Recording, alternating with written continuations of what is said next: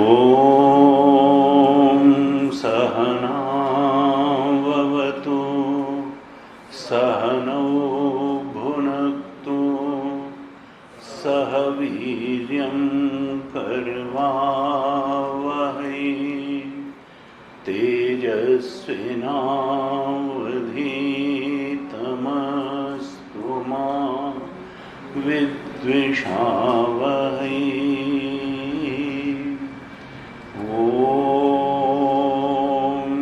शांति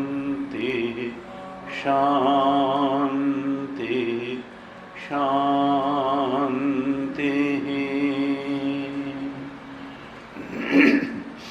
सदाशिवसमारम्भां शङ्कराचार्यमध्यमाम् अस्मदाचार्यपर्यन्तां वन्दे गुरुपरम्पराम्। अज्ञानतिमिरान्धस्य ज्ञानाञ्जनशलाकया चक्षुरोन्मीलितं येन तस्मै श्रीगुरवे तस्मै श्री गुरवे नमः।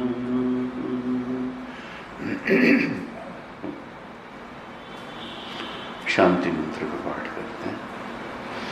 ओम भद्रं कर्णेभिः शृणुयाम देवाः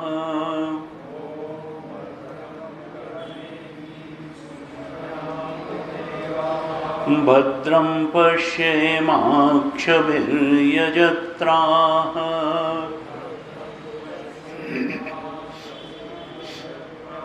स्थिरैरङ्गैस्तुष्टुवागंसस्तनूभिः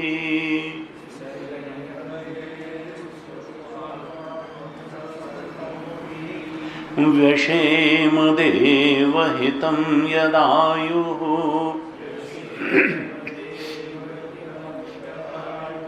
स्वस्ति न इंद्रो वृद्धश्रवाः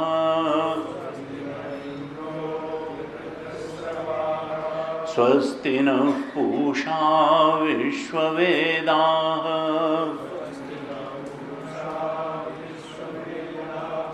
स्वस्ति नस्तार्क्ष्यो अरिष्टनेमिः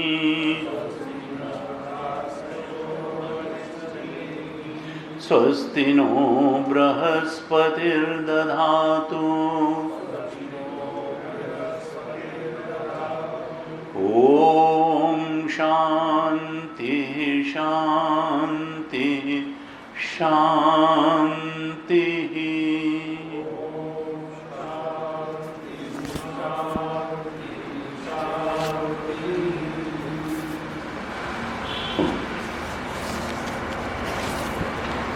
दूसरे मुंडक के पहले खंड के पहले मंत्र से पाठ करेंगे। 2-1-1। दूसरा मुंडक पहला खंड पहला मंत्र। तदेतत् सत्यं यथा सुदीप्तात् पावकाद् विस्फुलिङ्गाः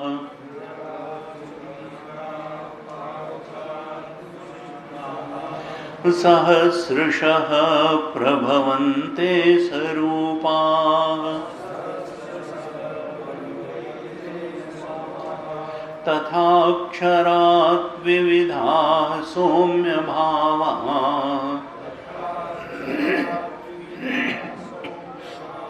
प्रजायन्ते तत्र चैवापि यन्ति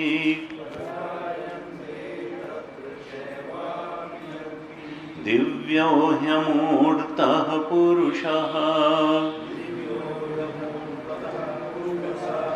सबाह्याभ्यन्तरो यजः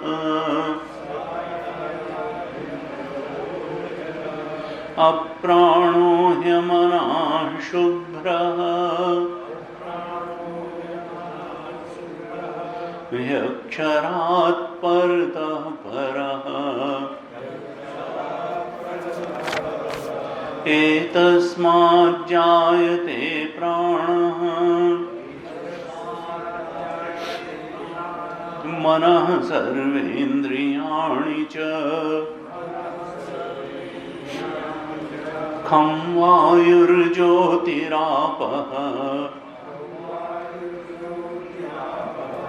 पृथिवी विश्वस्य धारिणी अग्निर्मूर्धा चक्षुषी चन्द्रसूर्यौ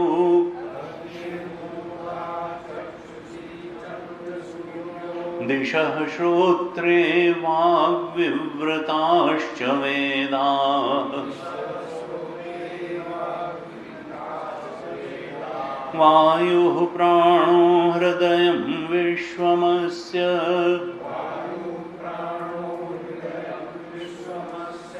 पद्भ्यां पृथिवी ह्येष सर्वभूतान्तरात्मा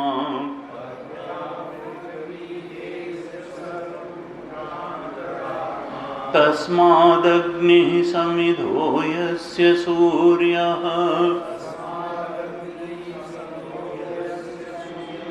सोमात् पर्जन्यः ओषधयः पृथिव्याम् पुमान् रेतः सिञ्चति योषितायाम् बह्वीः प्रजाः पुरुषात् सम्प्रसूताः तस्माद्ऋचः साम्यजूंषि दीक्षा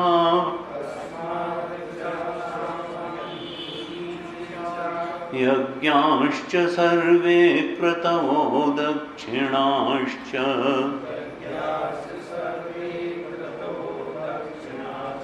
संवत्सरश्च यजमानश्च लोकाः सोमो यत्र पवते यत्र सूर्यः तस्माच्च देवा बहुधा सम्प्रसूताः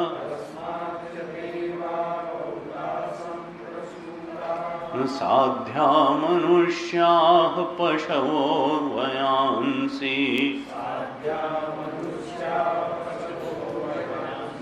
प्राणापानो व्रीह्यवौ तपश्च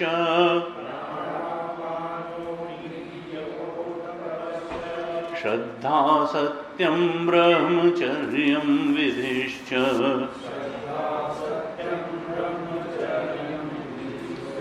सप्त प्राणाः प्रभवन्ति तस्मात् सप्तार्चिषः समिधः सप्त होमाः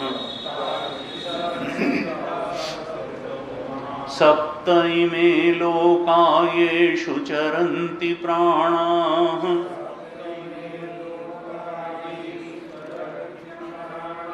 गुहाशया निहिताः सप्त सप्त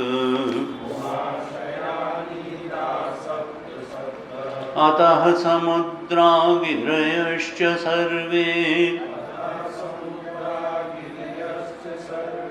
अस्मात् स्यन्दन्ते सिन्धवः सर्वरूपाः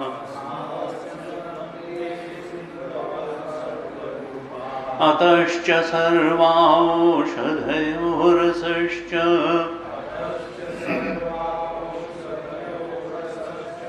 येनैष भूतैस्तिष्ठते ह्यन्तरात्मा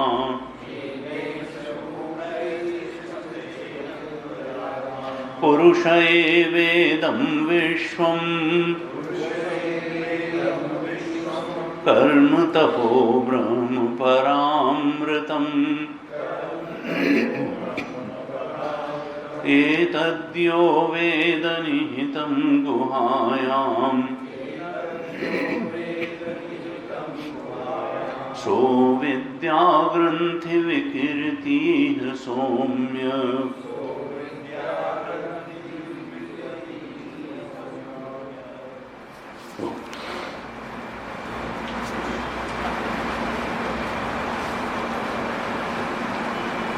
पिछली कक्षा में हमने दूसरे मुंडक का प्रारंभ किया और इसके पहले अब दूसरे मुंडक से ब्रह्म विद्या के बारे में बताना श्रुति माता प्रारंभ कर रही है। इसके पहले प्रथम मुंडक के दूसरे खंड में कर्म और उपासना के बारे में बताया और ब्रह्म विद्या के अधिकारी के बारे में भी बताया। कहा कि देखो, वैराग्यवान होना चाहिए। परीक्ष्य लोकान कर्मचितान ब्राह्मणों निर्वेदमायात नास्ति अकृतः कृतेन। संसार का लोक का परीक्षण करते करते जो वैराग्यवान हो गया है, विरक्त हो गया है और फिर गुरु की शरण में जाएगा ही जाएगा, ग्रह त्याग करेगा और गुरु के पास जाएगा। कैसे जाएगा? विधिवत जाएगा। 13वें मंत्र में कहा था, तस्मै स विद्वान उपसन्नाय सम्यक प्रशांत चित्ताय शमान्विताय। उसका चित्त प्रशांत हो गया, क्योंकि चित्त की प्रशांति के लिए वैराग्य आवश्यक है। जब तक व्यक्ति बहुत भाग दौड़ करता रहेगा, और किसके पीछे भाग दौड़ करेगा? संसार, जहाँ पर कि वो देने की क्षमता है नहीं जो वो प्रॉमिस करता है। तो प्रशांत चित्ताय शमान्विताय। प्रशांत चित्त जिसका हो गया वैराग्य के कारण से, जो समझ गया कि अब जो अकृत है वही मुझे चाहिए, जो कृत है, जो कर्म से प्राप्त होगा वो तो काल में नष्ट हो जाएगा, और वो जो है मुझे वह तृप्ति देने वाला है नहीं जैसी तृप्ति देने का आभास वो देता है। पूर्ण तृप्ति, पूर्ण शांति, पूर्ण संतोष संसार के भोग की वस्तुएं देने वाली नहीं हैं। तब फिर अकृत जो है, जो क्रिएट नहीं किया जा सकता है, विच इज ऑलरेडी देयर, ऐसी उस चीज को पाने के लिए गुरु के पास जाता है, प्रशांत चित्त होकर के और उपरम होकर, बाह्य भोगों से उपराम होकर के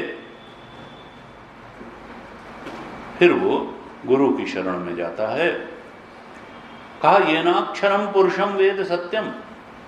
अंतिम श्लोक जो दूसरे खंड का 13वां श्लोक पढ़ा था हमने, उसमें बताया था कि येनाक्षरम पुरुषम वेद सत्यम प्रोवाचिताम तत्वतो ब्रह्म विद्याम।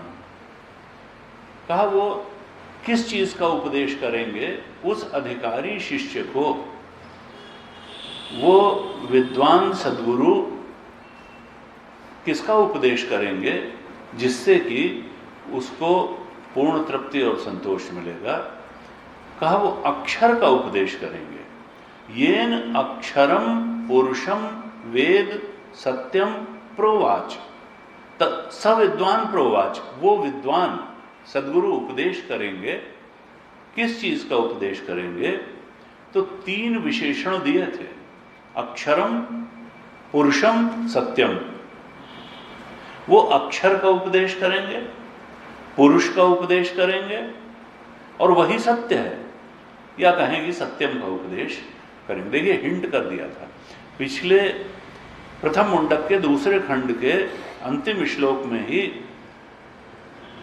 थोड़ा सा श्रुति ने इंगित कर दिया था कि ये ब्रह्म विद्या है क्या, और ब्रह्म विद्या में किस बात का उपदेश किया जाएगा।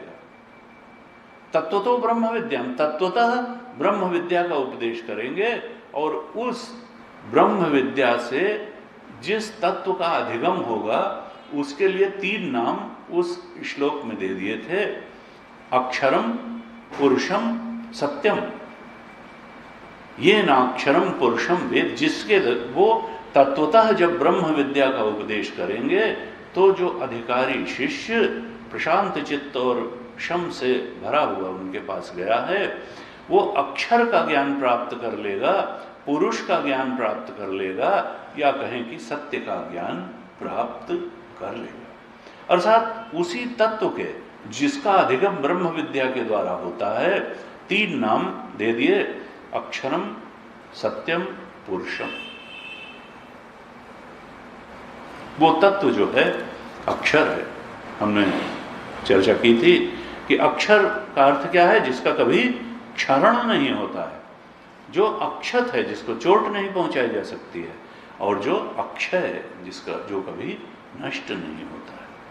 काल में जो प्राप्त होता है, कर्म से जो प्राप्त होता है, वो काल में नष्ट हो जाता है। लेकिन ये जो अक्षर है, ये तो नष्ट ही नहीं होता है, न इसका क्षरण होता है, न कोई इसको चोट ही पहुंचा सकता है।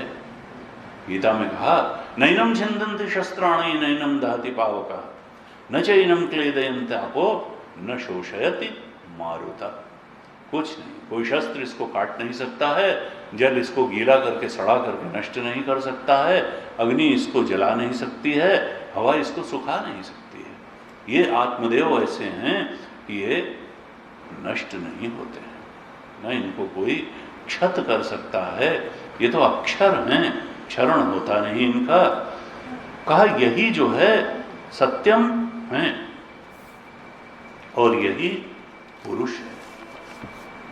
जो तुम्हारे अंदर पुरुष वास्तव में बैठा है, या इस सृष्टि में जिसका पसारा है, वो यही अक्षर तत्व है। इस प्रकार से 3 शब्द उस तत्व के लिए दे दिए, अक्षर, पुरुष और सत्यम। अब दूसरे मुंडक के प्रथम मंत्र पर हमने थोड़ी चर्चा की थी। यहां पर सबसे पहले क्या कहा? तदेतत् सत्यम, देखो यही सत्य है। और इसके पहले हमने चर्चा की थी कि कर्म का वर्णन करना, जब पिछले प्रथम मुंडक के दूसरे खंड में जब प्रारंभ किया था, तब कर्म के लिए भी कहा था तदेतत् सत्यम। लेकिन वहां जो तदेतत् सत्यम कहा था कर्म के लिए, वो कोई पारमार्थिक सत्य नहीं है कर्म, वो आपेक्षिक सत्य ही था, क्योंकि वो सत्य कामाह के लिए कहा था। हे सत्य कामाह, अगर तुम्हारे लिए, तुम्हारे अंदर कामनाएं बहुत हैं, तब तुम कर्म करो, तुम्हारे लिए कर्म का ही रास्ता है, और कर्म ही तुम्हारे लिए सत्य है। पूरी जोर से कर्म करो, जितनी मेहनत की, जितने समर्पण की डिमांड करता है, उतना लग करके कर्म करो। कर्म अपनी कीमत चाहता है, पूरी कीमत दो और कर्म करो, और फल तुमको प्राप्त होगा। लेकिन वहाँ जो सत्य कहा तदेतत् सत्यम, कर्म को जो सत्य कहा, वो सत्य कामाह के लिए कहा, कामनावानों के लिए कहा, वैराग्यवानों के लिए नहीं कहा। वहाँ कामना से भरा हुआ था जब साधक, तब कहा कर्म तुम्हारे लिए सत्य है। और जब परीक्षलोकान करके क्षमान्विताय हो गया, प्रशांत चित्ताय हो गया, गुरु चरणों में चला गया, और इस चीज को जान गया कि जो अकृत है उसी से शांति मिलेगी, तब फिर कहा तदेतत् सत्यम। इस वैराग्यवान और सत्य के शोधार्थी अधिकारी के लिए सत्य क्या है? कहा अक्षर। उसके लिए तो जो लक्ष्य है वो अक्षर ही है। उसके लिए सत्य क्या है? अक्षर ही सत्य है, जिसको इसी अक्षर को 2 और नाम पहले मंत्र में दे चुके हैं, पुरुष और सत्य। अक्षर, पुरुष और सत्य। यहां कहा तदेतत् सत्यम।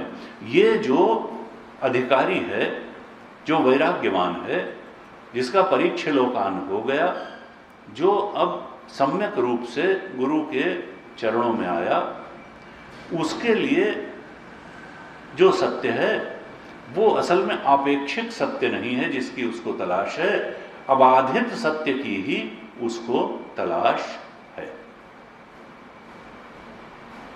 कर्म में तो जब हम बहुत सारे काम करते हैं तभी कर्म का परिणाम आता है। सांगोपांग जब कर्म किया जाएगा, मुख्य कर्म किया जाएगा, उसके साथ तमाम सहकारी कर्म भी किए जाएंगे, परिणाम तो तभी आएगा। एक काम करने के लिए असल में बहुत काम करने पड़ते हैं। मुख्य काम तो करना ही पड़ता है, उसके लिए अपने को तैयार करना और संबंध रखना, सामग्री जुटाना। कहा परिणाम तब आएगा जब हम मुख्य कर्म करेंगे, सहकारी कर्म करेंगे, पूरे मनोयोग से कर्म करेंगे, पूरी मेहनत से कर्म करेंगे, तभी कर्म का परिणाम आएगा। आधा अधूरे अगर कर्म करेंगे तो आयास मात्र होगा, वो जो है उसका कोई परिणाम आने वाला है नहीं। और परिणाम आ भी गया तो कर्म का फल जो है अनित्य और सीमित ही होता है। इसीलिए कर्म की इतनी निंदा पहले कर्म के लिए प्राविधान करते हुए भी सत्यकामा को श्रुति ने कर्म की निंदा की। लेकिन श्रुति ने जब उपासना की बात करी तो उपासना की निंदा नहीं की, बल्कि कहा कि जो उपासक है वो अपने इष्ट के लोक को प्राप्त हो जाता है और वहाँ पर फिर इष्ट के लोक को प्राप्त होकर के इष्ट के साथ रहता है और कल्प पर्यंत रहने के बाद जब ब्रह्मा जी मुक्त होते हैं तब फिर ब्रह्मा जी के साथ वो भी मुक्त होता है। तो कर्म और उपासना के बारे में श्रुति ने पिछले खंड में बताया, लेकिन यहां क्या कहते हैं अब, तदेतत् सत्यम। देखो सत्य क्या है, एक दृष्टांत देती है श्रुति। यथा सुदीप्तात् पावकात् विस्फुलिंगा सहस्रशः प्रभवन्ते स्वरूपा। जैसे बिल्कुल जलती हुई अग्नि से बहुत सारी चिंगारियां निकलती हैं, विस्फुलिंगा प्रभवन्ति, चिंगारियां, विस्फुलिंगा मतलब चिंगारियां निकलती हैं जब सुदीप्त पावक अर्थात पूरा जलती हुई अग्नि से तमाम चिंगारियां निकलती हैं। और कैसी, सहस्रशः हजारों चिंगारियां निकलती हैं और उनका स्वरूप कैसा होता है, जो जिस अग्नि से वो उत्पन्न होती हैं वैसा ही स्वरूपा, मूल अग्नि जैसा ही उनका स्वरूप होता है। अर्थात उनमें भी चमक होती है, प्रकाश होता है और दाहकता भी होती है, वो जला भी सकती हैं और उनमें प्रकाश भी होता है। ये तो दृष्टांत दिया श्रुति ने और कहा कि तथा अक्षरात् विविधा सौम्य भावा। हे शिष्य, सौम्य, जिस प्रकार से दहकती हुई अग्नि से अनेक चिंगारियां निकलती हैं, स्वरूपा, जो स्वरूप में बिल्कुल वैसी ही होती हैं जैसी मूल अग्नि है, तथा उसी प्रकार अक्षर से विविधा भावा, भावा का मतलब जीवा, इसी प्रकार से उस अक्षर तत्व से अनेक जीव उत्पन्न हो जाते हैं। जीव की उत्पत्ति श्रुति बता रही है कि जीव की उत्पत्ति कैसे होती है, क्योंकि परमात्मा तो एक है, सत्य तो एक है, अक्षर तो एक है, पुरुष तो एक है, तत्व तो एक है, तो उससे इतनी विविधतापूर्ण सृष्टि कैसे उत्पन्न हो जाती है। यहाँ जीव जगत कितना वैविध्य है, अनेक अनेक जीव हैं, 84 लाख योनियां हैं, उनके अलग अलग जीव दिखाई देते हैं, शरीर दिखाई देते हैं। तो जीवों में विविधता है, जीवों में अनेकता है, लेकिन जीवों में सलक्षणता भी है। वही सब चेतन है, चींटी भी भागती है, कछुआ भी भागता है, सांप भी भागता है, चेतन तो है, तब तो अपने बचाने के चक्कर में पड़ता है। उसके रिफ्लेक्सेस तो जैसे हमारे हैं वैसे उसके हैं, यानी चेतन के मामले में सलक्षण है। चेतन उसमें भी वैसा है जैसे हम हमारे अंदर है। वो भी परेशान होता है, वो भी सुखी होता है, उसको भी खाना दीजिएगा तो वो खाएगा, उसको भी भय दिखाइएगा, पीटिएगा तो भागेगा। तो चेतन जो है वो तो उसमें तो सलक्षणता है, लेकिन विविधता भी है चेतन में। किसी का चेतन ज़्यादा जागृत है, किसी का कम जागृत है। तो ये विविधता भी है चेतन में, सलक्षणता भी है, विविधता भी है, और अनेकता तो हो ही गई। ऐसा लगता है कि उसका चेतन अलग, उसका चेतन अलग, उसका चेतन अलग, उसका चेतन अलग।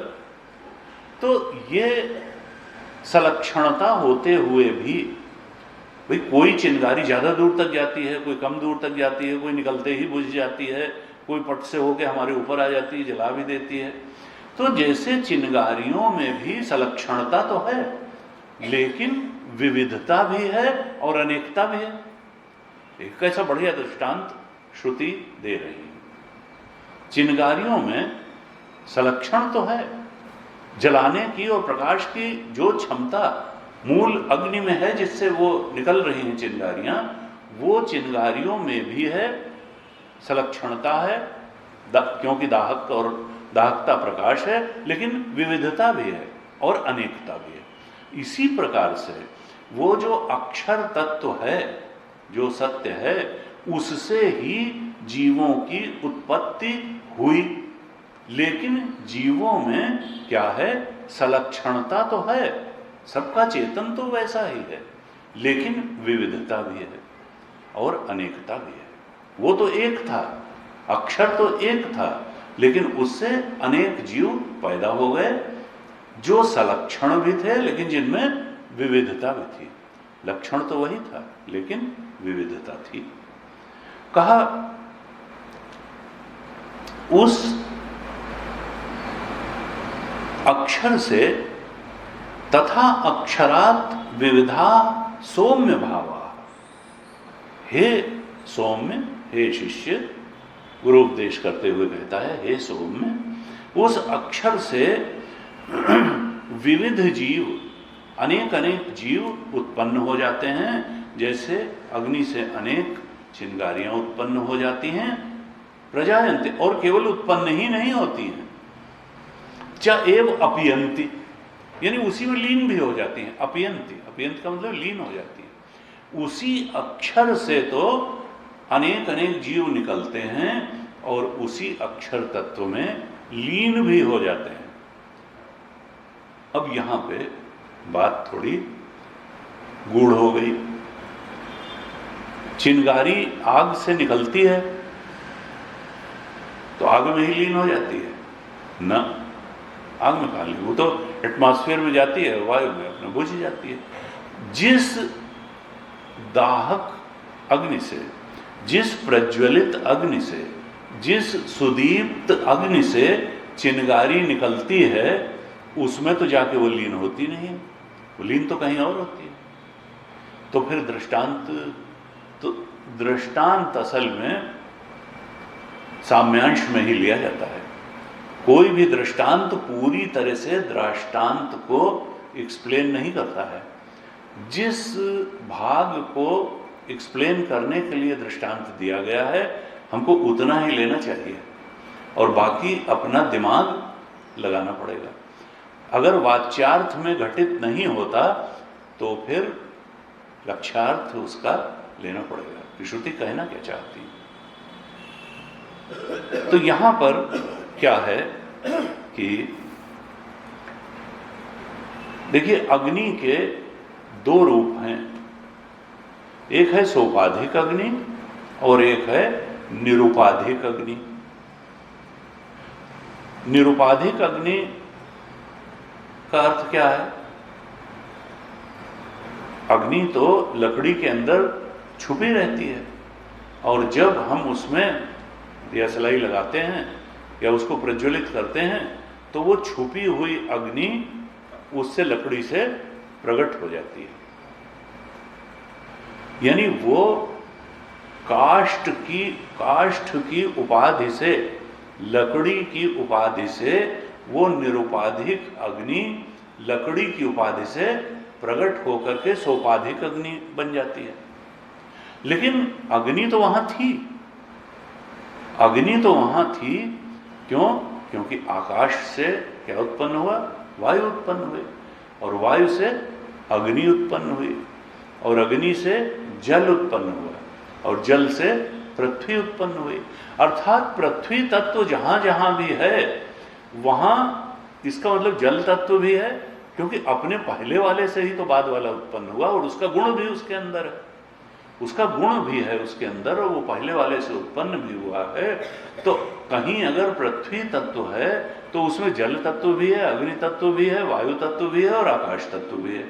वो सब उसमें निहित है, लेकिन क्या हमको दिखाई देता है? हमको तो लकड़ी दिखाई देती है। तो वहां लेकिन लकड़ी में केवल पृथ्वी तत्व ही नहीं है, वहां पर जल तत्व भी है और अग्नि तत्व भी है, जो कि छुपा हुआ है। लेकिन हम चाहें तो वहां से उसको प्रकट कर सकते हैं। जैसे अरणी मंथन, अरणी में अग्नि छुपी रहती है, निरुपाधिक रूप से रहती है। जब हम रगड़ करते हैं अरणी का, अधर अरणी में, उत्तर अरणी का मंथन किया गया, रगड़ की गई, तो जो अरणी काष्ठ में छुपी हुई अग्नि थी वो अरणी मंथन से प्रकट हो जाती है। यानी निरुपाधिक अग्नि तो अरणी में थी ही, मंथन के पश्चात वो निरुपाधिक अग्नि सोपाधिक अग्नि बनकर के हमारे सामने आ गई। तो अब अग्नि अगर प्रकट हुई लकड़ी में से, काष्ठ की उपाधि से ही अग्नि प्रकट हुई, और लीन कहां होगी? चिंगारियां प्रकट तो हुई काष्ठोपाधिक। अच्छा, और इनमें विविधता कहां से आई? गुरुदेव कहते थे देखो इसमें विविधता कहां से आती है? अनेकता तो चिंगारियों में आई, विविधता आई। विविधता किस कारण से आती है? विविधता क्या अग्नि में है? निरुपाधिक अग्नि में विविधता है, निरुपाधिक अग्नि में कोई विविधता नहीं है। काष्ठ की उपाधि से ही उपहित होकर के जब अग्नि प्रकट होती है तो उसमें विविधता आ जाती है। काष्ठ की उपाधि लेकर के जब अग्नि प्रकट होती है, छोटी लकड़ी है तो हम कहेंगे छोटी अग्नि है, बड़ी लकड़ी कुंदा है तो कहेंगे बहुत बड़ी अग्नि जल रही है। तो क्या अग्नि जो है छोटी और बड़ी है? ये विविधता क्या अग्नि की विविधता है? कहा ये अग्नि की विविधता नहीं है, ये काष्ठ की उपाधि की विविधता है। उपाधि की विविधता से वो निरुपाधिक अग्नि छोटी बड़ी अनेक विविध लगती है, जबकि वो तो एक है। अग्नि तो एक है, निरुपाधिक रूप में उसमें न कोई अनेकता है न कोई विविधता है, वो तो केवल है। जब काष्ठ की उपाधि लेती है अग्नि, काष्ठ की उपाधि लेकर के अपने को प्रकट करती है, तब फिर उसमें विविधता भी आती है, अनेकता भी आती है, और उससे निकलने वाली चिंगारियों में भी। अब चिंगारी क्या अपने आप में उसका कोई अस्तित्व है? वास्तव में कोई काष्ठ का कण वही चिटक करके चिंगारी के रूप में जाता है और उसमें अग्नि दिखाई देती है। असल में वो काष्ठ की उपाधि से वो अग्नि जल रही थी और काष्ठ कण की उपाधि से चिंगारी निकली थी। चिंगारी भी उपाधि की मोहताज थी और जो सुदीप्त अग्नि थी वो भी उपाधि की ही मोहताज थी। काष्ठ की उपाधि के कारण ही वो सुदीप्त अग्नि मालूम पड़ रही थी और काष्ठ कण की उपाधि के कारण ही चिंगारी मालूम पड़ रही थी। यानी ये सारा खेल जो है ये निरुपाधिक का नहीं है, निरुपाधिक तो एक है, उसमें न कोई विविधता है न कोई अनेकता है। जब उपाधि धारण कर लेता है वही निरुपाधिक तत्व, तब फिर उसमें अनेकता भी आ जाती है और विविधता भी आ जाती है। तब फिर वो कहीं लगता है ये छोटी अग्नि है, सुदीप्त अग्नि है, और कहीं अग्नि का कण आ जाता है और कण में अनेकता आ जाती है, विविधता आ जाती है, जबकि सलक्षणता रहती है। तो अग्नि के दृष्टांत से श्रुति क्या बताना चाह रही हैं? तथा अक्षरात् विविधात् सौम्य भावाः प्रजायन्ते च एव अपीयन्ति। उस अक्षर से जो ये विविध जीव निकलते हैं, प्रजायन्ते उत्पन्न होते हैं और लीन होते हैं।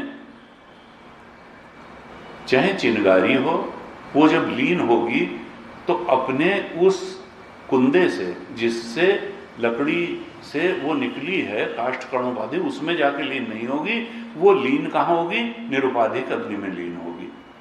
निरुपाधिक अग्नि में लीन होगी, और जहां से वो सुदीप्त अग्नि जल रही थी वो भी जब बुझ जाएगी, उसकी उपाधि नष्ट होगी, तो निश्चित रूप से लकड़ी जब खत्म हो जाएगी, संविधा खत्म हो जाएगी, तो वो अग्नि बुझ जाएगी। तो कहाँ जाएगी? वो निरुपाधिक अग्नि में ही लीन होगी। अर्थात लीन कहाँ हो रही है? निरुपाधिक अग्नि में ही लीन हो रही है, सुदीप्त अग्नि भी और चिंगारियां भी। यहां कहा, कहते हैं तथा अक्षरात विविधा सौम्य भावा, उसी प्रकार से अक्षर से जीव उत्पन्न होते हैं और अक्षर में ही लीन हो जाते हैं। अब उसी प्रकार से तथा का हम अगर थोड़ा विश्लेषण करें तब कैसे होगा कि अगर उपाधि के कारण अग्नि उत्पन्न हुई और उपाधि नष्ट होते ही, काष्ठ या काष्ठ कण नष्ट होते ही वो लीन हो गई, इसका मतलब जीवों की भी जो अक्षर से उत्पत्ति है वो उपाधि के ही कारण होगी। अक्षर में न अनेकता होगी, उपहित पर दृष्टि रखने से न तो विविधता होगी न अनेकता होगी। अक्षर में न विविधता है न अनेकता है, जैसे निरुपाधिक अग्नि में न विविधता थी न अनेकता थी। वो तो काष्ठ के उपाधि के कारण और चिंगारी काष्ठ कण की उपाधि के कारण अनेकता और विविधता थी। इसी प्रकार से उस अक्षर में न तो अनेकता है न विविधता है। उपाधि के कारण से उसमें अनेकता भी लगने लगती है और विविधता भी लगने लगती है। यानी जीवों की उत्पत्ति, उस अक्षर से जीवों की उत्पत्ति के मूल में क्या है? उपाधि। उपाधि होने से जीव उत्पन्न हो जाता है और उपाधि नष्ट होने से जीव लीन हो जाता है। यानी इस सारे चक्कर जो है इसके मूल में क्या है? उपाधि। उपाधि के कारण जीव की उत्पत्ति है और उपाधि के नष्ट होने से लीनता है। उपहित में के उत्पत्ति और लीनता का कारण उपहित नहीं है, अक्षर नहीं है, बल्कि उपाधि है। जैसे काष्ठ की विशालता से अग्नि को विशालता मिलती है और जो चिंगारी है वो काष्ठ कण की उपाधि से मिलती है, इसी प्रकार से क्या है कि जीव जो हैं उनकी उपाधि के कारण ही वो सविशेष रूप से उत्पन्न होते हैं और उपाधि जैसे ही गई उनकी विशेषता गई और वो निर्विशेष अक्षर में लीन हुए। भाष्यकार ने इस पर भाष्य लिखा और कहा, सच संसारो यत्सारः यस्मान् मूलात् अक्षरात् संभवति यस्मिंश्च प्रलीयते तदक्षरं पुरुषाख्यम सत्यम। इस पूरे का संसार का सार वही है जहां से यह निकला है। इस संसार का सार क्या है? वही अक्षर। अक्षर में से ही यह पूरा संसार निकला है। इस संसार का सार वही है जहां से यह निकला है, अर्थात अक्षर। वही संसार, वही अक्षर इस पूरे संसार का उत्पत्ति स्थान भी है, पूरे प्रपंच का उत्पत्ति स्थान भी वही है और लय स्थान भी वही है। और इसलिए इसी को पुरुष कहा, इसी को अक्षर कहा, इसी को सत्य कहा पहले श्लोक में। हम लोग स्तुति करते हैं शंकर भगवान की, तो कहते हैं संसार सारम भुजगेंद्रहारम। संसार सारम वो शिव तत्व वह भगवत तत्व वही संसार का सार है। यह हमारा देह संसार का सार नहीं है, हमारा जीवत्व संसार का सार नहीं है। हमारे संस्कार और संस्कार जन्य इच्छाएं और इच्छा से किया जाने वाला कर्म और उससे बनने वाली परिस्थितियां और उनका भोग, ये सब संसार का सार नहीं है।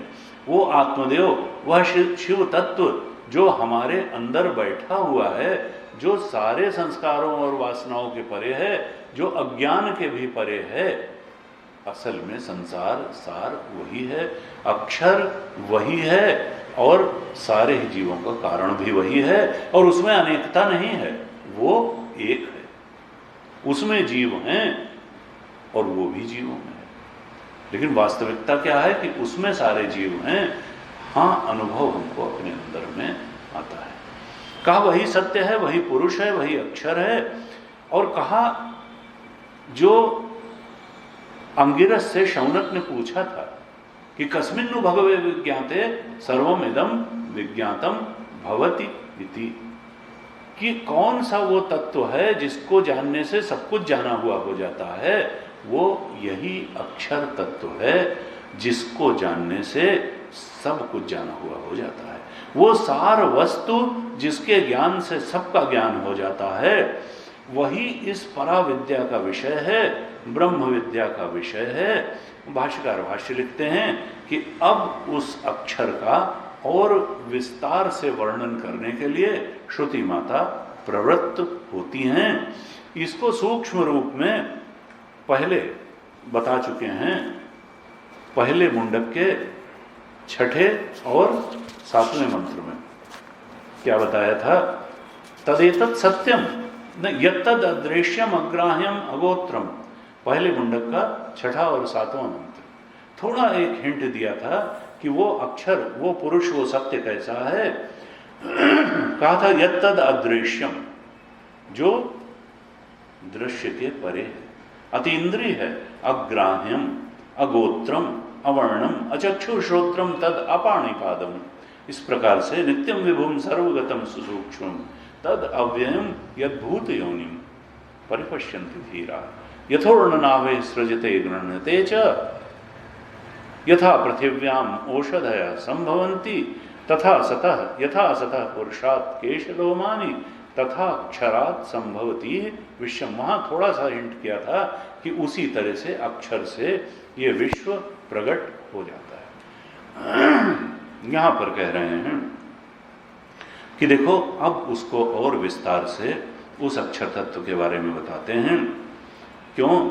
क्योंकि अपर विद्या को जो श्रुति ने सत्य कहा था वो तो आपेक्षिक सत्य ही था, और परा विद्या का विषय इदम तो परा विद्या विषयम परमार्थता संलक्षणत्वात्। ये जो परा विद्या का विषय है यही परमार्थता सत्य है। भाष्यकार लिखते हैं तदेतत् सत्यम यथाभूतम विद्या विषयम। का सत्य क्यों है? ये पारमार्थिक सत्य क्यों है? वो कर्म आपेक्षिक सत्य था और ये परा विद्या का विषय जो अक्षर तत्व है ये पारमार्थिक सत्य है। ऐसा क्यों है? यहाँ पर एक सत्य की परिभाषा दी भाष्यकार ने। हम जानते हैं तत्वबोध में सत्य की परिभाषा क्या दी थी? त्रिकाले तिष्ठति सत्यम। जो तीनों कालों में रहे वही सत्य है। भूत में भी रहे, वर्तमान में भी रहे, यानी जो नष्टहीन हो। त्रिकाले तिष्ठति, और कोई चीज ऐसी है नहीं जो तीनों कालों में रहती हो। केवल एक अक्षर तत्व को छोड़ के, आत्म तत्व को छोड़ करके और कुछ है नहीं जो तीनों कालों में रहे। यहाँ कहा सत्य क्या है? तदेतत् सत्यम। कहा यथाभूतम। यथाभूतम का अर्थ है जो जैसा है वैसा ही रहे। यानी जैसे कि कहा था अक्षर की कही थी, न तो उसमें क्षरण हो, न उसको चोट पहुंचाई जा सके, और न वो नष्ट हो, अक्षत भी रहे। यथाभूतम, जैसा है वैसा ही बना रहे हमेशा, तब जो है वो सत्य है। कहा ऐसा जो यथाभूतम है जिसमें कोई परिवर्तन ही नहीं होता, जो जैसा है वैसा ही बना रहता है, वही सत्य है और वही पराविद्या का विषय है। कहा कि अविद्या विषयत्वात् अनृतम इतरत। जो अविद्या का विषय था वो तो झूठा था, अनृतम था। सत्य क्या है? जो यथाभूतम विद्या विषय, जो जैसा है वैसा ही बना रहे, और इससे इतर, इससे अलग अविद्या विषय है, लेकिन भाष्यकार ने लिख दिया अनृतम, वो तो झूठा है, उससे कोई बड़ी चीज मिलने वाली है नहीं अविद्या के विषय से। भाष्यकार बार बार कहते हैं, विवेक चूड़ामणि में कहा, इसीलिए माया या अविद्या, अविद्या को बहुत विचार करना स्वीकार नहीं है। कहा अविचार कृतो बंधा विचारेण निवर्तते। जो बंधन है वो अज्ञान का बंधन है, अविचार का बंधन है। अविचार कृतो बंधा, हमने कभी अपने अस्तित्व के बारे में विचार ही ठीक से नहीं किया, जगत के बारे में ठीक से विचार ही नहीं किया, और इसलिए बंधन में पड़े हुए हैं।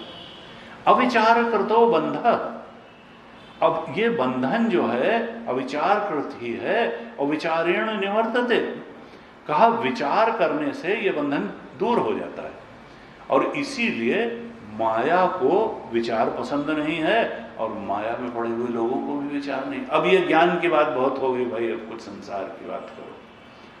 कहा कि विचार पसंद नहीं है, विचारम न सहते। भाष्यकार कहते हैं, कई जगह उन्होंने कहा कि विचार को सहन नहीं कर सकती माया, विचारा भाव ही जीवनम। उन्होंने कहा माया का जीवन विचारा भाव है, विचार के अभाव से ही माया का अस्तित्व है, नहीं तो फिर खोजो माया कहां गई। और कहा कि अहंकार का भी यही हाल है, ये जो अहंकार है ये भी ठीक से विचार न करने के कारण ही अहंकार का भी अस्तित्व है, अविद्या का भी अस्तित्व है, माया का भी अस्तित्व है। विचारा भाव जीवनम, विचार न सहते, विचारा भाव ही इसका जीवन है। विचार तो ये सहन ही नहीं कर सकती। ये संसार कैसा है, विचार करते ही, परीक्षलोकान करते ही इसकी कलई खुलने लगती है, और इस अज्ञान, ये अज्ञान भी विचार के कारण के सामने ठहर नहीं पाता है। न अज्ञान ठहर सकता है, न संसार का आकर्षण ठहर सकता है। विचारा भाव जीवनम। तो यहां भाष्यकार ने लिखा, तदेतत् सत्यम यथाभूतम विद्या विषयम। सत्य क्या है? जो जैसा है वैसा ही रहे, परिवर्तित न हो, वही सत्य है। उसी के लिए प्रयास होना चाहिए। कहा अत्यंत परोक्षत्वात् कथम नाम प्रत्यक्षवत् सत्यम अक्षरम प्रतिपद्येरन्य। किसी ने कहा कि भाई देखिए, आप तो कहते हैं कि कभी जब सृष्टि उत्पन्न हुई तब जो है ऐसे ऐसे सब हुआ, उससे जो है महत्त्व उत्पन्न हुआ, फिर अहंकार उत्पन्न हुआ, फिर उससे पंचभूत तन्मात्राएं उत्पन्न हुई, फिर पंचभूत हुए, पंचीकरण हुआ, और तब ऐसे ऐसे सब जीव। तो हमने तो वो देखा नहीं और ना हम देखेंगे। यहाँ तो 70-80-100 साल का जीवन है, किसने देखा? न कोई देखे वाला हमको मिलेगा। कहा फिर इसीलिए ऐसे विषयों में श्रुति प्रमाण आता है, आगम। केवल प्रत्यक्ष और अनुमान प्रमाण से ही हर चीज नहीं ज्ञात हो सकती है। श्रुति प्रमाण आता है, और श्रुति भी दृष्टांत देती है। ये जो दृष्टांत दिया ज्वलंत अग्नि का, वो श्रुति ने उसी उत्पत्ति और लीनता को, जब यह सृष्टि उस अक्षर से कैसे उत्पन्न हुई, जीवों की उत्पत्ति कैसे हुई, और सृष्टि का प्रलय कैसे होता है, इसको समझाने के लिए श्रुति ने दृष्टांत दिया। तो आगम प्रमाण से ही इस बात को समझना होगा। गुरु जी कहते थे कि भाई धीरे धीरे ये बुद्धि बन जानी चाहिए कि ये कुछ किताब में लिखी हुई लाइन नहीं है, ये सर्वोच्च सत्य के बारे में प्रमाण है। जब तक प्रमाण बुद्धि नहीं आएगी तब तक हम उसको प्रमाण के रूप में स्वीकार नहीं करेंगे। वही हम कहेंगे कि it is just another idea, अच्छा ये भी एक थॉट है, ऐसा नहीं।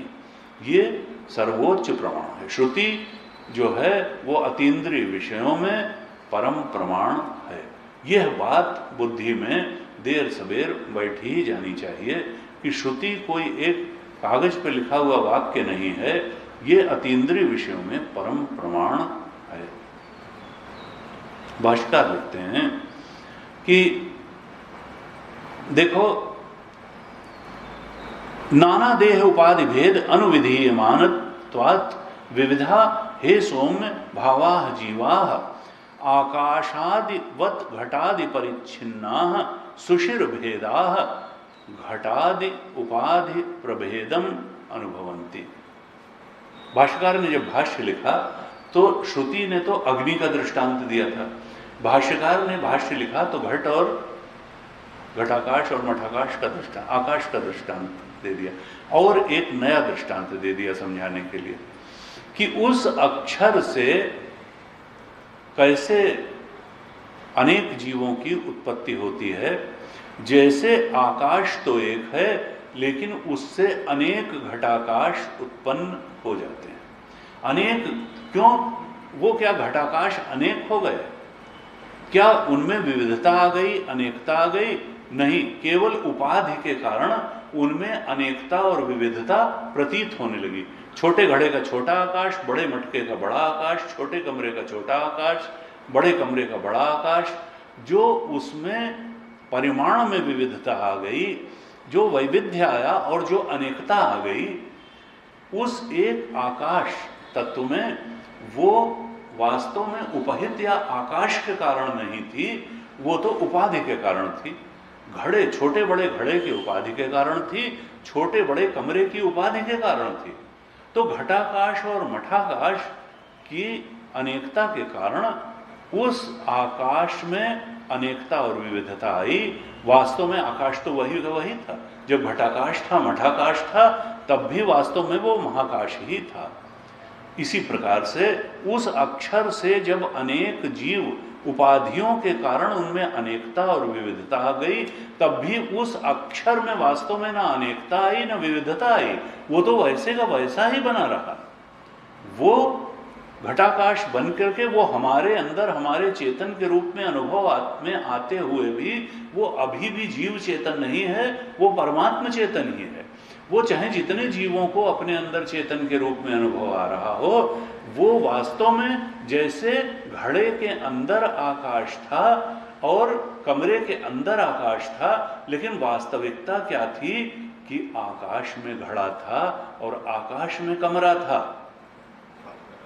कमरे घट में तो आकाश था, लेकिन उससे ज्यादा बड़ी सत्य ये था कि आकाश में घट था। इसी प्रकार से जीवों के अंदर वो चेतन है, ये एक छोटा सत्य है। ये तो उपाधि पर दृष्टि रखने के कारण लगता है कि जीवों के अंदर चेतन है, वास्तव में चेतन में जीव हैं। वास्तव में आकाश में घड़ा है और आकाश में कमरा है, कमरे के अंदर आकाश और घड़े के अंदर आकाश। ये तो उपाधि पर दृष्टि रखने के कारण प्रतीति होती है कि वो सीमित है, उसमें अनेकता है, उसमें विविधता है, उसमें छोटा बड़ापन है।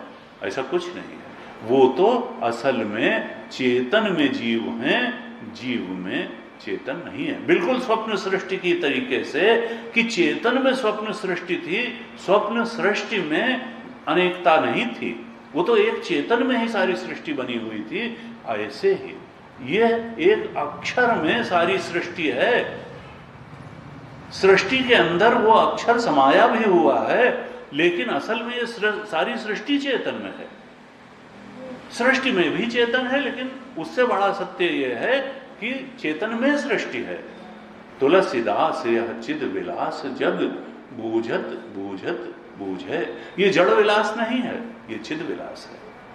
आकाश में घड़ा है, घड़े में आकाश तो केवल अनुभव में आता है। उपाधि पर दृष्टि, हम अपने शरीर और अंतःकरण पर दृष्टि रखने के कारण ऐसा महसूस करते हैं कि अंदर चेतन है। वास्तव में चेतन में ही अंतःकरण भी है और चेतन में ही शरीर भी है। जैसे आकाश उपाधि के अनुरूप तत्तद रूप अनेक रूप भासता है, वैसे ही जीव की उत्पत्ति और प्रलय ये भी औपाधिक है। क्या बताना चाहती हैं श्रुति माता? क्या बताना चाहती हैं कि क्या जीव की उत्पत्ति और प्रलय बताने में इस मंत्र का प्रयोजन है कि जीव पैदा कैसे हुआ और जीव लीन कैसे होता है? कहा नहीं, उत्पत्ति और प्रलय बताने, कोई घड़ा बनाना और घड़ा फूटना ये बताना थोड़ा श्रुति में आता है। तुमको कुम्हार थोड़ा बनाना चाहते हैं कि देखो घड़ा ऐसे बनता है और उसमें आकाश। घड़ा बनाना और घड़े का फूटना ये बताना उद्देश्य नहीं है। जीवों की उत्पत्ति और जीवों की लीनता ये बताना श्रुति का उद्देश्य नहीं है। श्रुति का उद्देश्य इस मंत्र से ये बताने में है कि जीव को जब तुम सीमित चेतन, जीव चेतन के रूप में अनुभव कर रहे हो, तब भी वो ईश चेतन ही है, वो अक्षर ही है।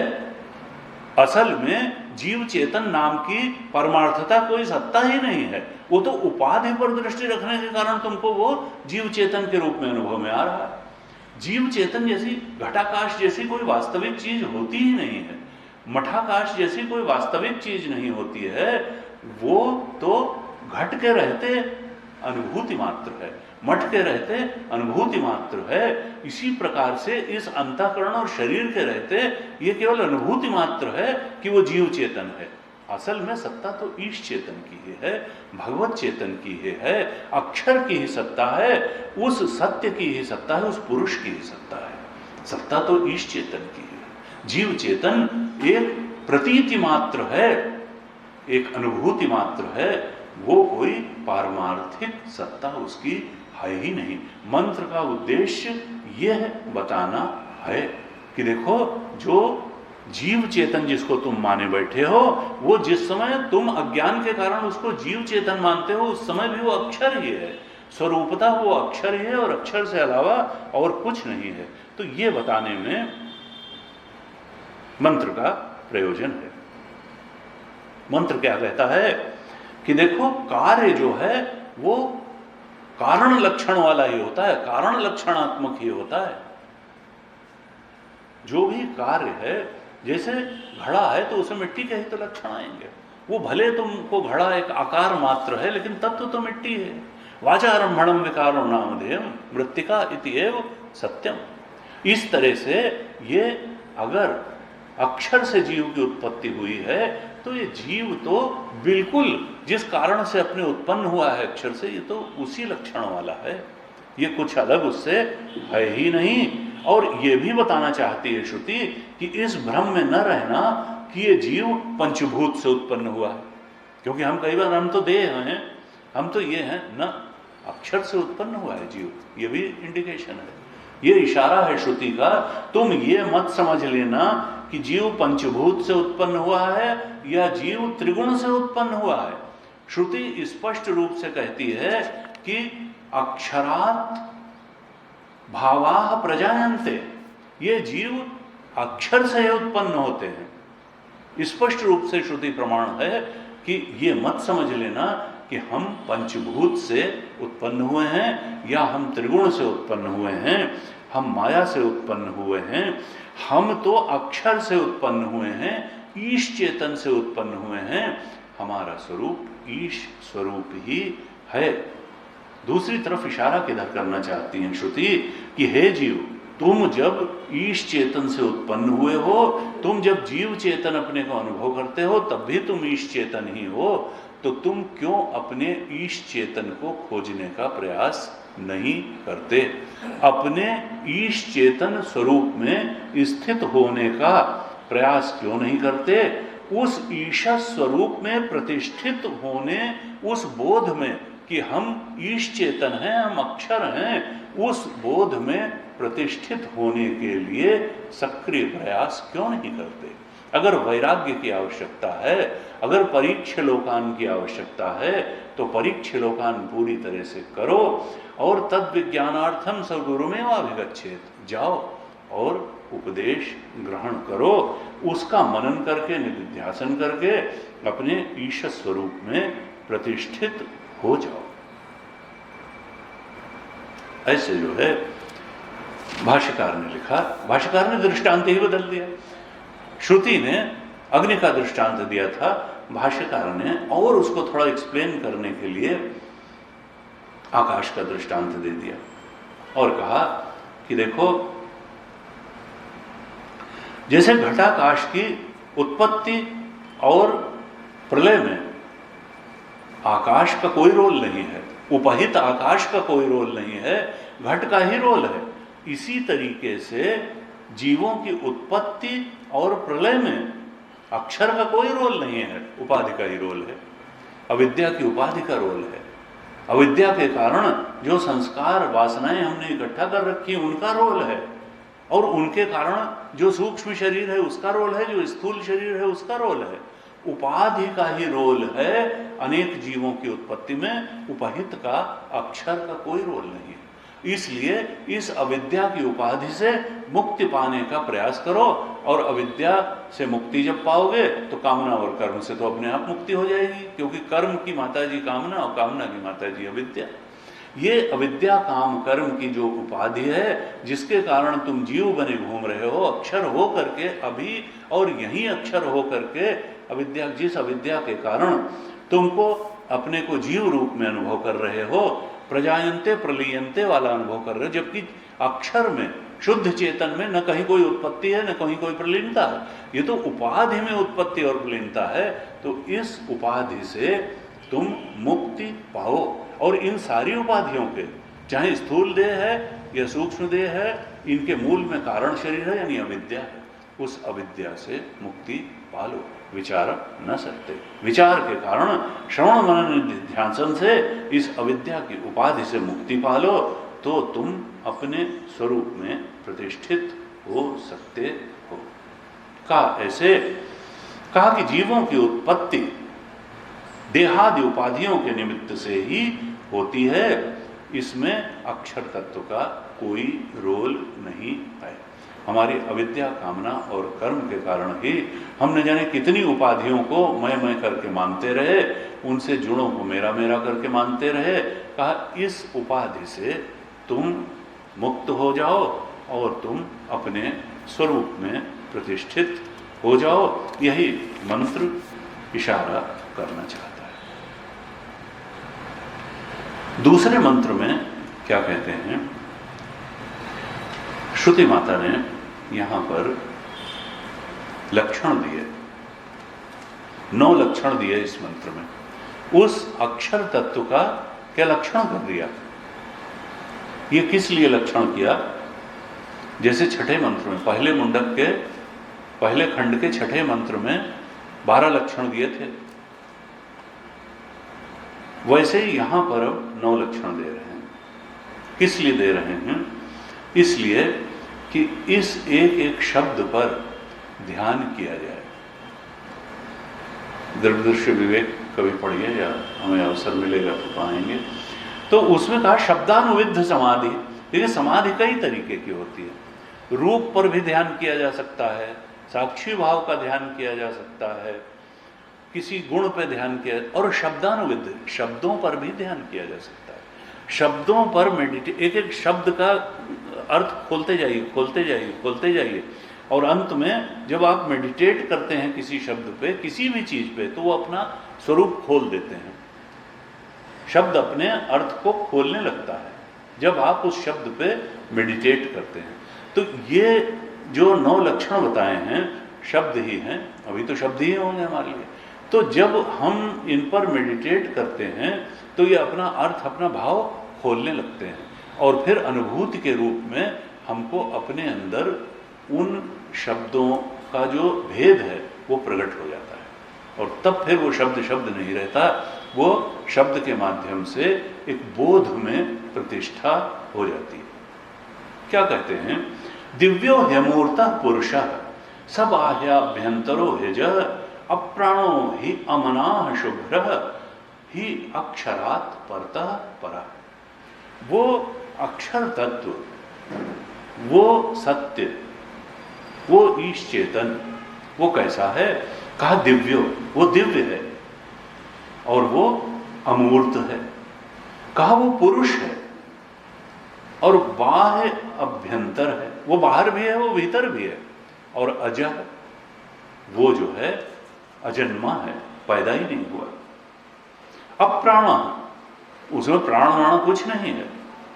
अमना, उसके मन भी नहीं है, उसके प्राण भी नहीं है, उसके मन भी नहीं है, और कहा शुभ्र, वो तो बहुत ही शुद्ध है, शुभ्र है। और अक्षरात् परतः परः, वो अक्षर से भी परे है। अभी तक कह रहे थे वो अक्षर है, अब कह दिया वो अक्षर से भी परे है। अक्षरात् परतः परः, वो अक्षर से। अभी इसका एक्सप्लेनेशन भी बताएंगे, भाष्यकार भी बताएंगे। और कहा कि देखो, ये पहले यही देखते हैं, अक्षरात् परतः परः। अक्षर, सब कुछ के परे जो अक्षर है, उससे भी परे ये पुरुष है। ये जो पुरुष है, अक्षर पुरुष है, ईश चेतन है, ये जो सब कुछ के अक्षरात् परतः परः, सब कुछ के परे तो एक अक्षर तत्व अक्षर है, और अक्षर से भी परे ये पुरुष है। क्या मतलब हुआ? भाष्यकार ने बड़ा अच्छा सुंदर भाष्य लिख के इसको एक्सप्लेन किया। कहा नाम रूप बीज भूतात् अव्याकृताख्यात स्विकार अपेक्षया परात् अक्षरात् परम यत् सर्वोपाधि भेद वर्जितम अक्षरस्य एव स्वरूपम आकाशस्य इव सर्वमूर्ति वर्जितम नेति नेति इत्यादि विशेषणम विवक्षन् आह। कहा कि देखो, एक है माया या प्रकृति, प्रकृति कहते हैं। प्रकृति क्या है? नाम और रूप अपने बीज रूप में जाकर के प्रकृति में ही महाप्रलय के समय रहते हैं। ब्रह्माश्रय माया है, प्रकृति की अपनी कोई ताकत नहीं है, ब्रह्म की ही ताकत से वो रहती है। लेकिन ये सारा चक्कर तो प्रकृति में ही चल रहा है, ब्रह्म तो सब कुछ के परे हैं। तो नाम और रूप जब प्रलय के समय बीज रूप रहते हैं, केवल जितने भी जीवों के नाम और रूप हैं, जीवों के संस्कार हैं, वासनाएं हैं, तो अभी सबका फल भोग हो गया और नए कोई कर्म अभी फल देने के लिए परिपक्व नहीं हुए। उस समय अपने नाम और रूप के बीज के रूप में सारे जीव प्रकृति में सोए रहते हैं। नाम रूप बीज भूत अव्याकृत, उस समय प्रकृति क्या है? प्रकृति में भी कुछ व्याकृत नहीं होता है, कुछ प्रकट नहीं होता है, अव्याकृत होता है। ऐसा लगता है जैसे कुछ हो ही ना, क्योंकि बीज रूप में सारे जीव अपने नाम रूपों के साथ प्रकृति में ही लीन रहते हैं, सोए रहते हैं।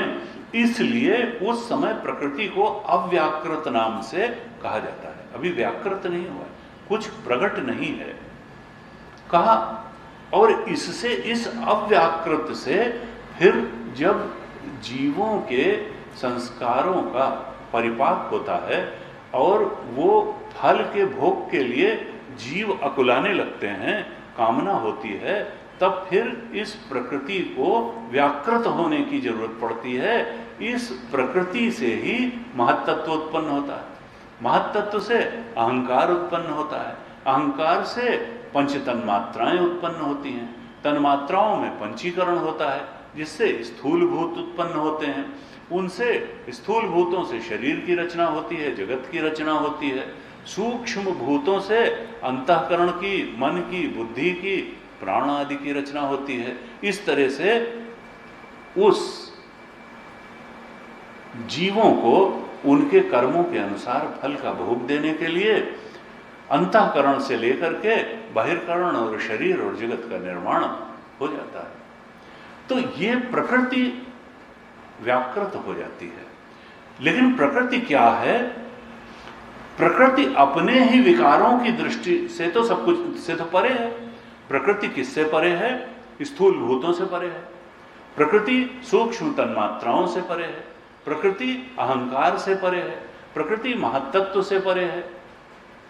और प्रकृति जो अव्याकृत थी, जिसमें नाम रूप सब लीन पड़े हुए थे, तो अपने ही बाद की जो प्रकृति की उत्पत्तियां हैं उनकी दृष्टि से, अपन जो उसके ही विकार हैं उनकी दृष्टि से वो परे है, परता परह है। इन सब के महत्त्व के, अहंकार के, पंचभूतों के परे है प्रकृति। तो कहा इस प्रकृति को भी यहां अक्षर नाम दिया, क्योंकि ये भी रहती है, क्योंकि इसी में तो सारे जीवों के संस्कार हैं। ये भी लीन हो जाती है और उत्पन्न हो जाती है। वास्तव में अगर ये न रहे तो फिर प्रकृति, हमारे यहाँ तो क्रिएशन इज ओनली मैनिफेस्टेशन, ये कोई नया क्रिएशन नहीं है, मैनिफेस्टेशन है। तो प्रकृति जो है इसमें सारे जीव लीन हो जाते हैं, उत्पन्न हो जाते हैं, लीन हो जाते हैं, और प्रकृति ही इन जीवों के भोग का कारण है। इसी के तो पार जाना है, तो अपने ब्रह्म स्वरूप में जो हमारे लिए अविद्या के रूप में बैठी है, वो समष्टि में माया के रूप में या प्रकृति के रूप में बैठी हुई है। समष्टि में प्रकृति के पार जाए, अगर हम अविद्या के पार चले जाएं तो तत्पदार्थ का शोधन करते करते, जब हम त्वम पदार्थ का शोधन करते हैं तो अविद्या के पार चले जाते हैं। अपने ही स्वरूप का शोधन करते करते आत्मतत्व से परिचित हो जाते हैं, और उधर जगत में सत्य का शोधन करते करते हम माया के पार जो परमात्मा बैठा हुआ है उस तक पहुंच जाते हैं। और फिर दोनों की एकता जब हम समझ लेते हैं कि तत्व तो एक है, जो आत्म तत्व था वही परमात्म तत्व था, तो बस यही तो ब्रह्म ज्ञान है। तो प्रकृति के पार परमात्मा बैठा है और हमारी अविद्या के पार हमारा आत्म तत्व है, और परमात्मा में और आत्मा में कोई अंतर नहीं है। उन दोनों की एकता का नाम ब्रह्म दिया। यही कहा तत् त्वम असि। जो तत् है, परमात्मा है, वही तुम हो, और दोनों की एकता असि, यही तो सत्य का बोध है। महावाक्य का अर्थ यही तो है, तत् त्वम असि। आरुणि उद्दालक ने श्वेत केतु से कहा तुम वह हो, जो तुम्हारा सत्य है वही परमात्मा का सत्य है। वो दोनों सत्य एक हैं, सत्य अनेक नहीं होते हैं, सत्य तो एक ही है। वही सत्य तुम उसके अपने अंदर खोज लो। तो कहा कि देखो, सब कुछ अपने विकारों से परे वो प्रकृति है, और प्रकृति से भी परे वह अक्षर तत्व है। इसलिए कहा अक्षरात् परतः परः। यहां पर अक्षर शब्द प्रकृति के लिए आया, और प्रकृति अपने विकारों से परे है।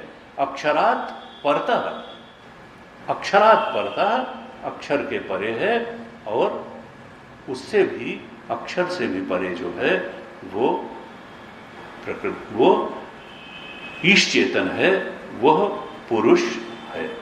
अक्षरात् परतः परः। इस प्रकार से भाष्यकार ने कहा कि देखो, वो जो अक्षर प्रकृति से भी परे है वो कैसा है। कहा सर्व उपाधि भेद वर्जितम। वहां पर कोई उपाधि की वहां पे पहुंच ही नहीं है, सारे उपाधियों के भेद से परे है वो अक्षर। यानी वो जो अक्षर तत्व था, है आकाश है, वो न घट की उपाधि उसको छू पाती है, न मठ की उपाधि छू पाती है उस निरुपाधिक अग्नि को, न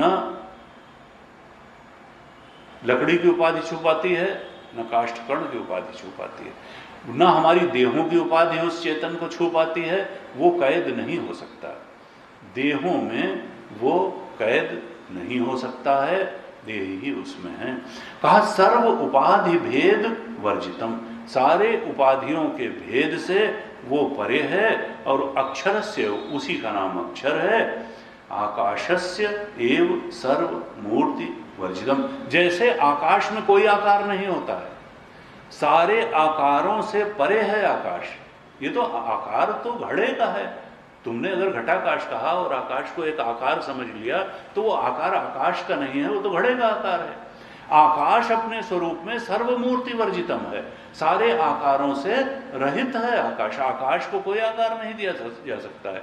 इसी तरह से वो जो अक्षर है, वो जो चेतन है, उसको कोई आकार नहीं दिया जा सकता है, वो तो सर्व आकार वर्जितम है, सर्व मूर्ति वर्जितम है। कहा नेति नेति इत्यादि विशेषण विवक्षण आह। श्रुति की क्या इच्छा है कि उस अक्षर की अब व्याख्या नेति नेति द्वारा श्रुति करना चाहती है। नेति नेत ये भी नहीं है, ये भी नहीं है, ये भी नहीं है, ये भी नहीं है। दिव्य है अर्थात वो चेतन है, वो जड़ नहीं है। जड़ जहां तक है वहां तक समझ लो कि वो नहीं है। दिव्य का अर्थ होता है चेतन, वो तो चेतन है। यानी जड़ को नेति नेति कहना चाहती है। देखो जड़ में मत फंसो, वो जो है चेतन का स्वरूप नहीं है, वो अज्ञान के कारण चेतन तुमको जड़ रूप में भाषित हो रहा है। अमूर्तः जहां तक तुमको मूर्त कुछ दिखाई दे रहा है, आकार दिखाई दे रहा है, वो आकार चेतन का नहीं है। उस आकार से ऊपर उठो। दिव्यो ही अमूर्तः पुरुषः, देखो वो तो पुरुषनाथ तुम्हारे ही अंदर बैठा हुआ है, इस पुरी में देह में ही रह रहा है। सब आहे आभ्यंतरो ये जा, देखो वो बाहर भी है और वो अंदर भी। ये मत समझना कि केवल तुम्हारे अंदर ही है या परमात्मा बाहर ही है। परमात्मा की दृष्टि अरे वो तो बाहर ही है सत्य, या अंदर कोई लोग कहेंगे योग दर्शन वो कहेंगे नहीं बस आत्मा को जान लो। योग वेदांत कहता नहीं, न केवल अंदर जानना है न केवल बाहर जानना है, अंदर भी जानना है बाहर भी जानना है, और अंदर बाहर की दोनों की एकता को भी जानना है, तब जाके जानना पूरा होगा। केवल आत्मज्ञान नहीं, ब्रह्मात्मैक्य बोध, जो आत्मा है वही ब्रह्म है।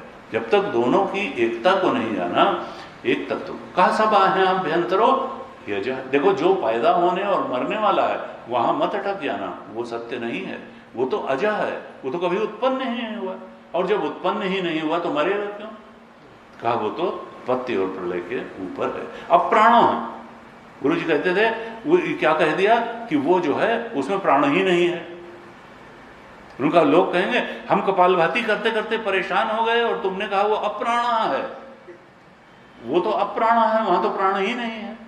तो कहा कि नहीं, ये जहां तक ये प्राण है। और अमना, कहा कि वो जो है अमना, उसके मन ही नहीं है। उन्होंने कहा यही तो सबसे ज्यादा दुख दे रहा है, भटका रहा है, चल रहा है, तुमने कह दिया अमना, उसके मन ही नहीं। लेकिन अब श्रुति तो प्रमाण है, श्रुति कहती है कि उसके वो मन के परे है, वहां वो मन नहीं है, प्राण नहीं है वहां। शुभ्र, शुभ्र अर्थात शुद्ध, वो बहुत शुद्ध है। और है क्षरात परता परा, वो तो प्रकृति के भी परे है, सब कुछ के परे प्रकृति है, मूल प्रकृति है, और प्रकृति के भी परे वो अक्षर तत्व है। इस प्रकार से 9 बातें बताई, हम इन पर विस्तार से अब कल चर्चा करेंगे। आज थोड़ा सा इसको देखा।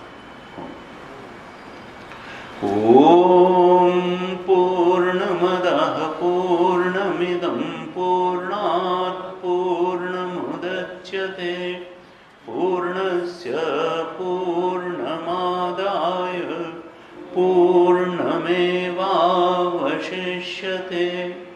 ओम शांति शांति शांति।